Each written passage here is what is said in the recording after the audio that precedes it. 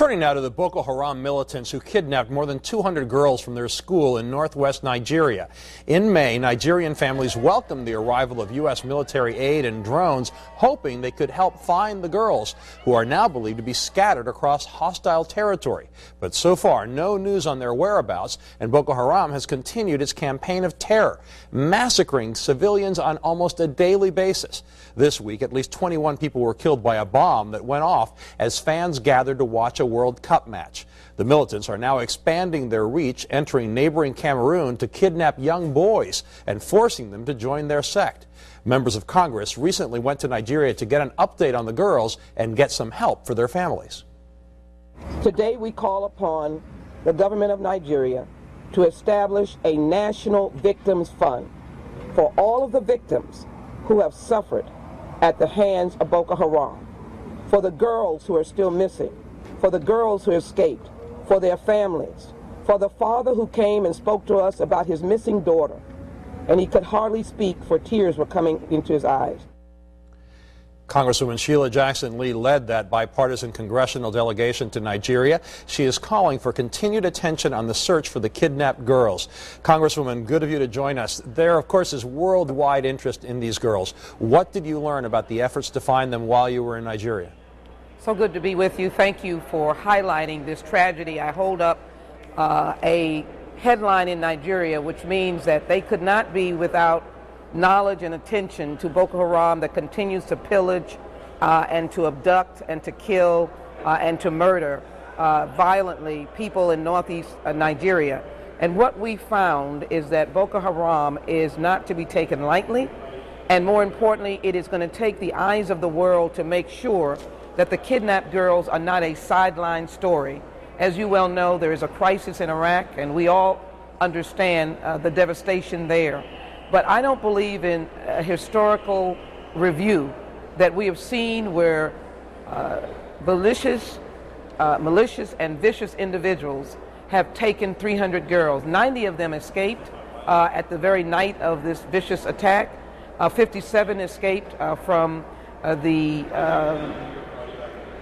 envoy that was taking them to where they need to go. And now these girls, as you have said, have been scattered. There are articles in newspapers that said we'll never see these girls or may never see some of these girls. I don't want that to be the headline. We met with a father whose daughter is still captured, and I would not let him leave that room without knowing that there is hope and that we are insisting that the Nigerian government continue its negotiations. You mentioned this father you spoke to. All these families have to be in unbearable pain. What is the Nigerian government telling them? Well, I think the understanding of their pain is scattered among religious organizations and NGOs. Certainly USAID is working, but I don't believe that there is enough focus at the highest level of government that the world can see. We need a comforter in charge, if you will, to let these families know that they are not suffering alone. These families drove 2 days.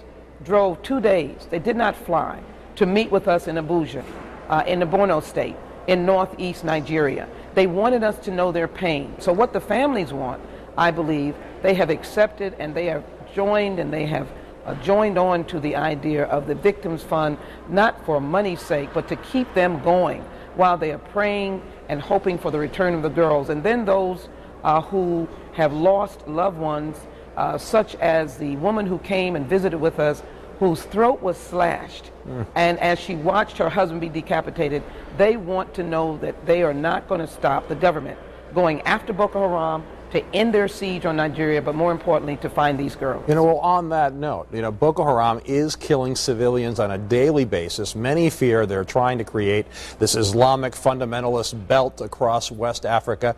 Hundreds of people were arrested this week in a convoy in the southern part of Nigeria. That's not where this group is supposed to be operating, and many, if not all of those people, could be Boko Haram. So is the Nigerian government capable of stopping them, or do we have to intervene there too?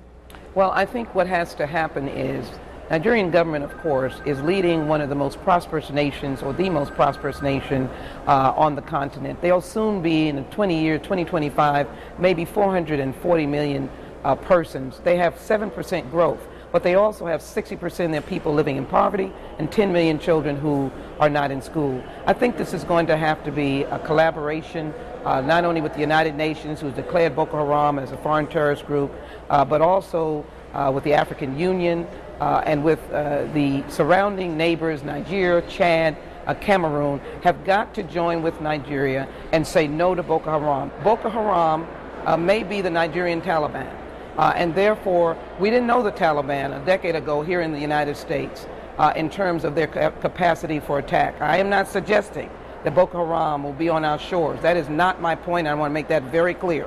What I'm suggesting is that Boko Haram is trying to spread its evil violence across the Sahel region, across from North Africa into West Africa, but into Nigeria. And a place of business and thriving opportunity is not going to survive if Boko Haram continues to be allowed to kill, pillage, and rape and destroy villages and municipalities with impunity.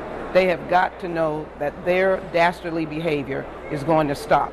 But I would make the argument that this is not only a military operation, we've got to intervene, as my colleague has said, with social services, education, investment in northern Nigeria, northeast Nigeria, businesses, training, rebuilding the schools, the mosques, the hospitals, and the Christian churches, and we've got to do it in the face of Boko Haram and dare them to think that they can destroy this beautiful country.